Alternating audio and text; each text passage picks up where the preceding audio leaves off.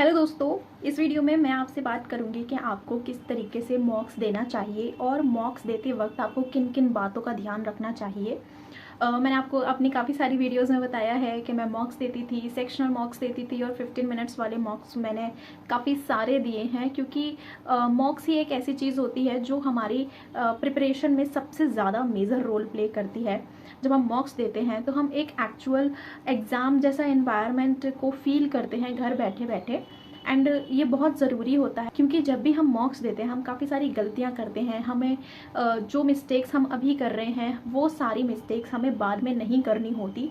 सो इस वजह से हमें ज़्यादा से ज़्यादा मॉक्स देने चाहिए कि जितनी भी हमसे मिस्टेक्स होती हैं, जिन्हें हम सिली मिस्टेक्स कह देते हैं, हमें क्वेश्चंस आते हुए भी हम क्वेश्चन को गलत कर देते हैं, ऐसी गलतियां हम एक्चुअल एग्ज़ाम में ना करें। इसलिए बहुत ज़रूरी होता है कि आप बहुत सारे मॉक्स दो अपनी प्रिपरेशन के टाइम पर ही। कौन सी कंपनी के मॉक्स अच्छे होते हैं और कौन सी नहीं अच्छे होते उस पर तो हम बात नहीं करते अभी।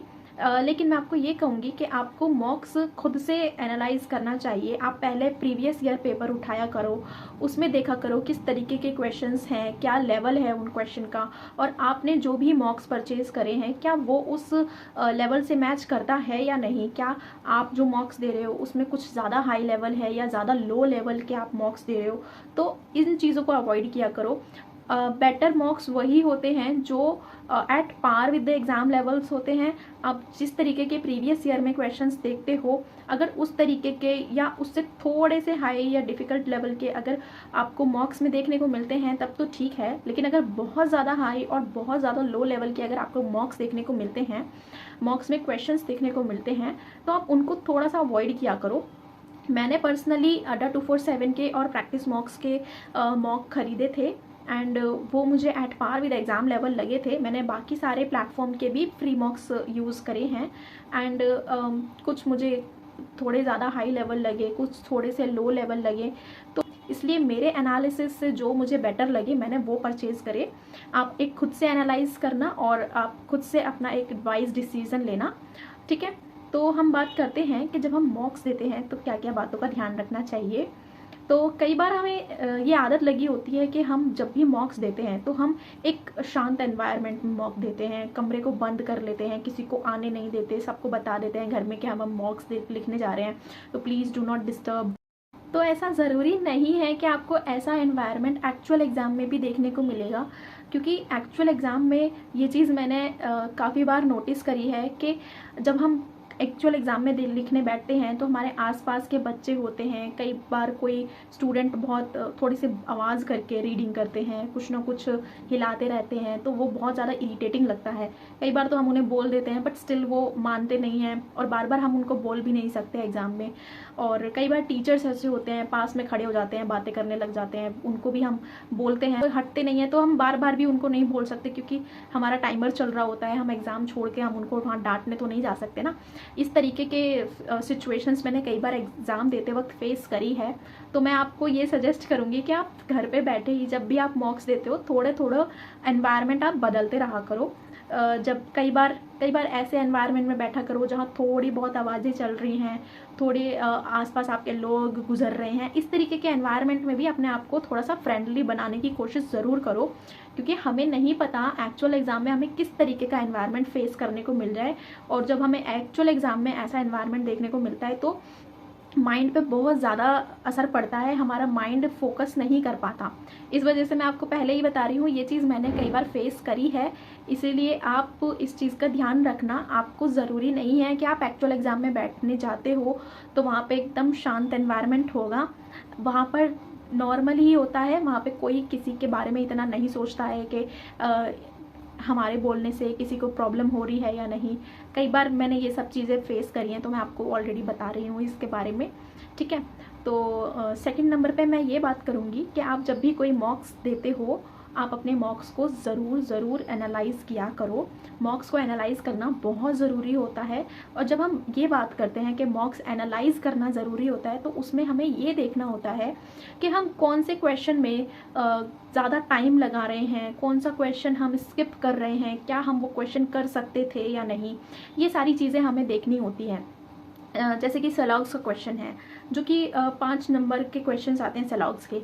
अगर आपने उस सेलॉग्स के क्वेश्चन में 2 क्वेश्चन ही सही करे हैं और 3 आपके गलत जा रहे हैं, तो मतलब कि आप काफ़ी ज़्यादा कह सकते हैं कि कंपटीशन में आप बहुत ज़्यादा पीछे हो, क्योंकि सेलॉग्स के क्वेश्चन ऐसे हैं कि हर कोई सही करता है और हर कोई 5 के 5 क्वेश्चन सही करता है। तो आपको मतलब सेलॉग्स पे अपना काम करने की ज़रूरत है। मैथ्स में अगर हम देखें तो नंबर सीरीज सिंप्लीफिकेशन वाले जो क्वेश्चंस होते हैं, अगर उनमें आपके कुछ भी गलती हो रही है तो आपको अभी से अलर्ट होने की काफ़ी ज़्यादा ज़रूरत है, क्योंकि ये सारे जो क्वेश्चंस होते हैं ना, इनमें गलती होने के चांसेस बहुत कम होते हैं। काफ़ी स्टूडेंट्स बिल्कुल गलती नहीं करते हैं। तो आप एटलीस्ट ये सोचो कि जो बेसिक चीज़ें हैं जो सब लोग सही कर रहे हैं, एटलीस्ट आप उनमें तो बिल्कुल भी गलती मत करो, ठीक है। तो अपना जो बेसिक चीज़ें हैं, जैसे पजल में मिसलेनियस वाला पोर्शन हो गया, मैथ्स में स्पीड मैथ्स वाला पोर्शन हो गया, और इंग्लिश में पैसेज के क्वेश्चंस हो गए, इन सब चीज़ों को ज़्यादा लोग गलत नहीं करते हैं। तो अगर ये सारी चीज़ें गलत हो रही हैं, आपके कम मार्क्स आ रहे हैं इन सब चीज़ों में, तो आप प्लीज़ इन पे ज़रूर काम करो, ठीक है। और जब भी आप एनालाइज करते हो क्वेश्चन को, आप ये ज़रूर देखा करो कि आप कुछ क्वेश्चंस में अगर ज़्यादा टाइम लगा रहे हो, अगर वो एक क्वेश्चन, अगर सिंप्लीफिकेशन का एक क्वेश्चन आप 20 सेकंड में सॉल्व कर सकते हो, बट एक्चुअल में आप उसमें 1 मिनट लगा रहे हो, तो वहाँ पर आपको थोड़ा सा और काम करने की ज़रूरत होती है। आप टाइमर लगा के क्वेश्चंस को सॉल्व किया करो।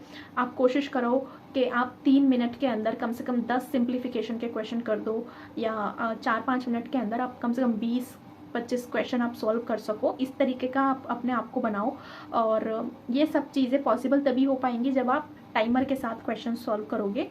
इसीलिए मैं ज़्यादा बुक्स को प्रेफर नहीं करती, मैं क्विज़ेस को प्रेफर करती हूँ, क्योंकि वहाँ पे हमारा टाइमर चल रहा होता है। ओके, तो आप ज़रूरी नहीं है कि मॉक्स के नाम पर आप फुल मॉक्स ही दो। आप मॉक्स के नाम पर आप सेक्शनल मॉक्स दे सकते हो, 15 मिनट्स वाले मॉक्स दे सकते हो। और कोई भी प्लेटफॉर्म के मॉक्स खरीदने से पहले आई वुड सजेस्ट यू कि आप उनके फ्री मॉक्स को ज़रूर यूटिलाइज़ किया करो। आप फ्री मॉक्स देने के बाद ये एक एनालाइज करा करो कि आपको वो मॉक खरीदना है या नहीं खरीदना है, क्योंकि कई बार हम लोग ऐसी गलती कर देते हैं, हम मॉक्स खरीद लेते हैं, इतना भी पैसा हमारे पास नहीं होता कि हम हर प्लेटफॉर्म के मॉक्स खरीद लें। तो वहाँ पे जो फ्री मॉक्स होते हैं उनको वहाँ पे जो सभी प्लेटफॉर्म्स के जो फ्री मॉक्स होते हैं, आप उनको एक बार यूज़ किया करो, और उनसे उनका डिफ़िकल्टी लेवल, मॉक्स के क्वेश्चंस का क्या लेवल है, आप उनको एनालाइज करने की कोशिश किया करो, और तब एक वाइज डिसीज़न लेने के बाद आप एक मॉक परचेज़ किया करो। तो क्योंकि मेरे पास काफ़ी सारे क्वेश्चंस आते हैं कि आपको कौन से मॉक्स खरीदने चाहिए, तो इसलिए मैं आपको बता रही हूँ कि आप एक खुद से डिसीज़न लिया करो इस बारे में। मैंने तो अपना बता ही दिया है मैंने कौन से खरीदे थे, और ज़्यादा प्लेटफॉर्म के मॉक्स खरीदने की भी ज़रूरत नहीं है। आप 1 या 2 प्लेटफॉर्म के खरीद सकते हैं, वो सफिशेंट होता है, ठीक है।